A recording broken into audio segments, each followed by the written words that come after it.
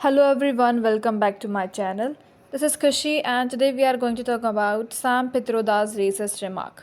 तो अभी हाल ही में सैम पित्रोदा जो एक कांग्रेस के ही पार्ट है, उन्होंने कुछ ऐसे रिमार्क्स दिए हैं जिस कारण से कंट्रोवर्सी बहुत ज़्यादा बढ़ गई है। बीजेपी ने उन्हें बहुत कंडेम किया है, कांग्रेस को बहुत कंडेम किया है। तो आज की वीडियो में हम जानेंगे कि ये सैम पित्रोदा जी है कौन, उनके रेसिस्ट रिमार्क्स क्या रहे हैं, पहले भी क्या उनके कुछ ऐसे ही रिमार्क्स रहे हैं इन द पास्ट, वो जानेंगे हम। और बहुत सारे व्यूज़, बहुत सारा जो उनको कंडेम किया गया है, उनके खिलाफ ट्वीट्स किए गए हैं, वो सब कुछ हम आज जानेंगे इस वीडियो में। तो सैम पित्रोदा जी, जिनका जो जन्म हुआ था वो 17 नवंबर 1942 को हुआ था, और वो एक इंडियन इंजीनियर एंड एंटरप्रेन्योर हैं, और वो इंडियन ओवरसीज़ कांग्रेस के चेयरमैन भी हैं। तो यानी कि कांग्रेस का एक बहुत ही इम्पॉर्टेंट पार्ट है। उनके रिमार्क्स के अगर बारे में हम जानें कुछ, तो उनके रिमार्क्स कुछ इस प्रकार थे कि the people in the east look like Chinese, people in the west look like Arab, people in the north look like maybe white and people in the south look like Africa. यानी कि skin colour के basis के ऊपर उन्होंने लोगों को इस तरीके से बांटा है। The choice of words were very wrong, because अगर वो इंडिया की डाइवर्सिटी को भी शो करना चाहते थे तो फिर भी उनके जो यूज़ ऑफ वर्ड्स थे वो काफ़ी गलत थी। यानी कि अगर अगर आप साउथ इंडिया में रहते हैं तो आपका स्किन कलर होता है, कॉम्प्लेक्शन होता है, वो कंपैरेटिवली थोड़ा ब्लैकिश होता है। तो इसका मतलब आप अफ्रीकन्स हो जाएंगे? नो, आप रहें तो इंडियन ही गए ना।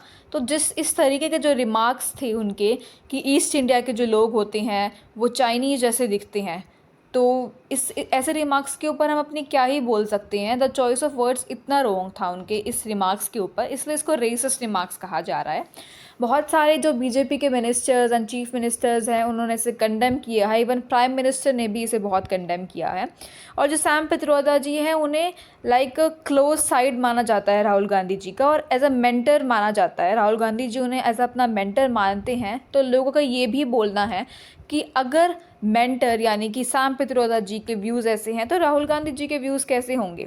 और ये पहली बार नहीं है कि वो अपने किसी इस तरीके के रिमार्क के ऊपर न्यूज़ में आए हों, ऐसा पहले भी हो चुका है। जैसे कि इनहेरिटेंस लॉ के ऊपर उनके कुछ रिमार्क्स थे, जैसे कि यूएसए के अंदर क्या होता है मेजरली कि अगर किसी पर्सन की डेथ हो गई है और उसकी जो प्रॉपर्टी है वो सारी प्रॉपर्टी उसके आगे आने वाली जनरेशन के पास नहीं जाती है, काफ़ी कुछ जो अमाउंट होता है वो गवर्नमेंट के पास जाता है। तो सैम पित्रोदा जी का कहना था कि ऐसी चीज़ें इंडिया के अंदर भी लानी चाहिए, ऐसा इनहेरिटेंस इंडिया में भी आना चाहिए। तो बीजेपी ने उसको लेकर भी बहुत कंडेम किया था कांग्रेस को कि वो लोगों की आगे आने वाली जनरेशन को लेकर के इतने वो हैं कि चाहते ही नहीं है कि आगे आने वाली जनरेशन को उनके पेरेंट्स वगैरह की अगर कोई भी लैंड वगैरह सब है वो मिले, जबकि वो गवर्नमेंट के पास जाए। तो इसके ऊपर बहुत ज़्यादा कंडेम किया गया, किस तरीके से पित्रोदा जी को अटैक किया गया बहुत सारे मिनिस्टर्स एंड चीफ मिनिस्टर्स के थ्रू। जैसे कि इस न्यूज़ आर्टिकल में दिख रहा है कि CMs of north east states condemn Sam Pitroda's racist comment on the people of reason.